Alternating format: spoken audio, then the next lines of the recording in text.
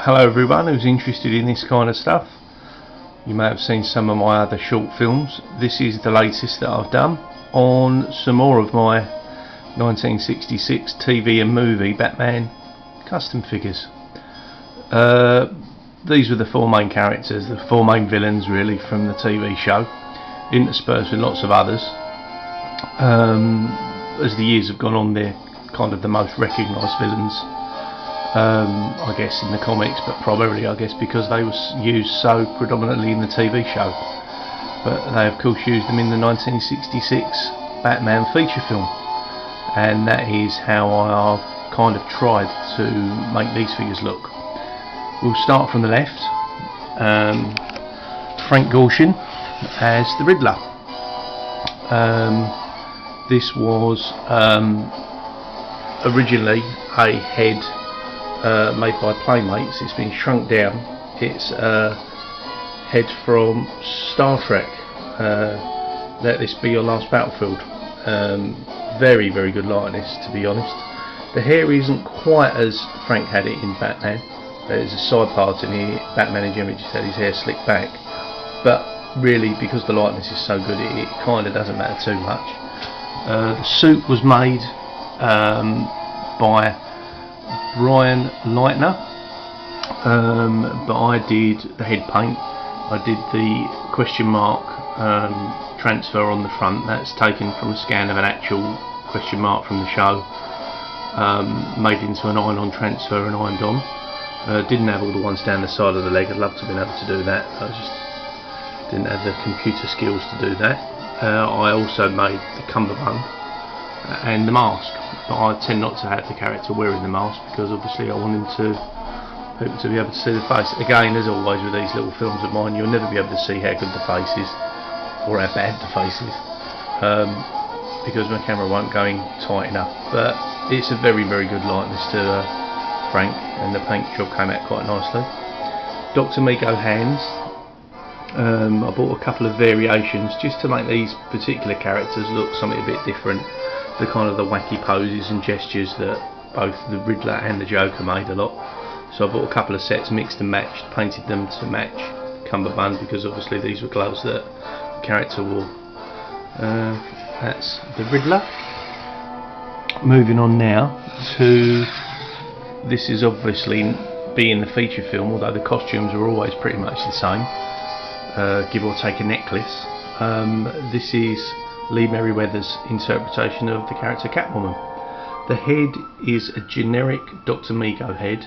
I believe he calls it Julie, and again I think it's a shrink down of one of the Playmate female Star Trek guest character heads, but painted to look as close to Lee Merriweather as I could. Gloves were Dr. Mego repros of the Fantastic Invisible Girl Fantastic Four gloves, which are cut down, or rather cut open so they fit properly and the costume can go up the sleeve.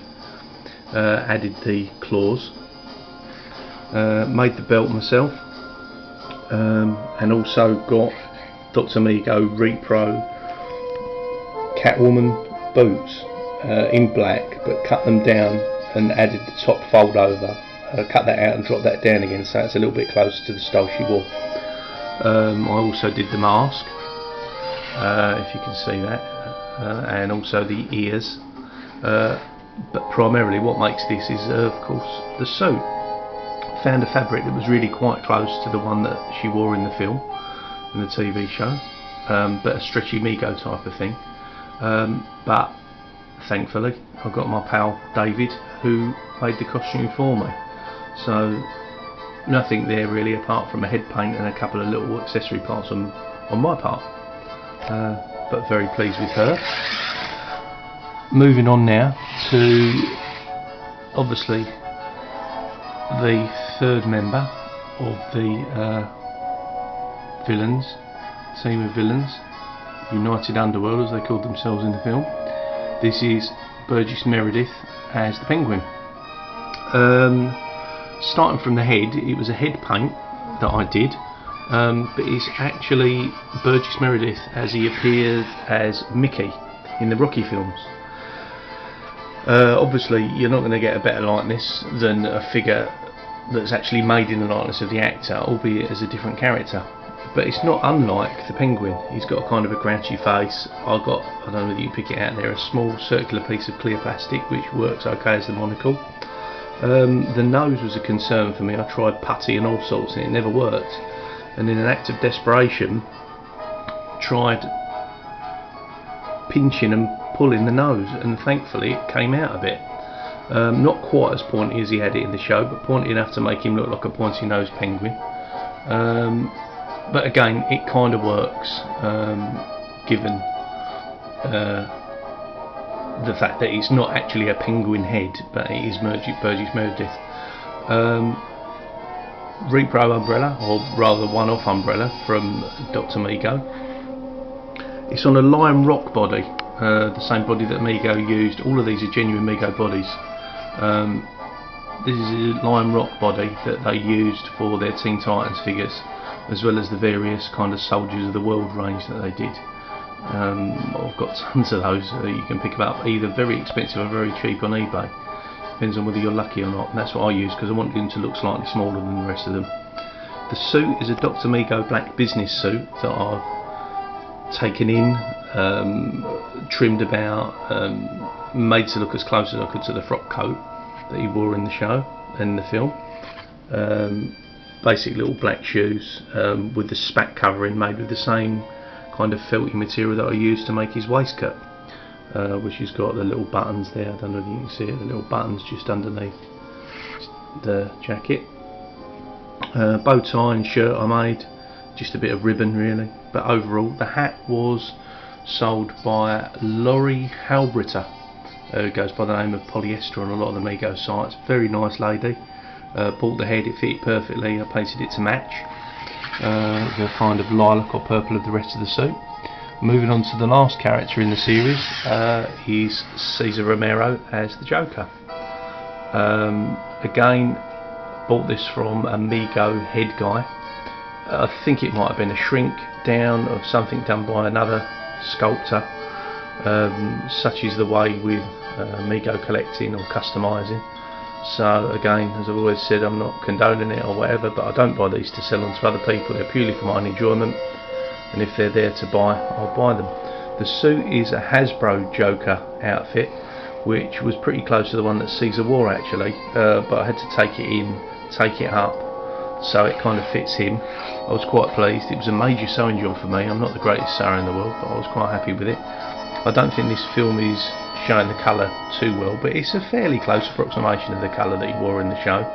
You get a waistcoat with this suit, but it's not the right colour, so I thought rather than have the wrong colour waistcoat, I'll do it with no waistcoat at all. The shirt was the one that came with the costume, but I kind of fiddled about and took that in a bit. I made the little kind of tie affair, as well as adding the buttons and also the hands, as I did with the Riddler. There you go, that's Cesar Romero as the Joker. Final little look at the boxes, as ever, beautifully done by Mike Rogers. Oops, not the most professional piece of filming, so apologies for everybody. There we go, Riddler.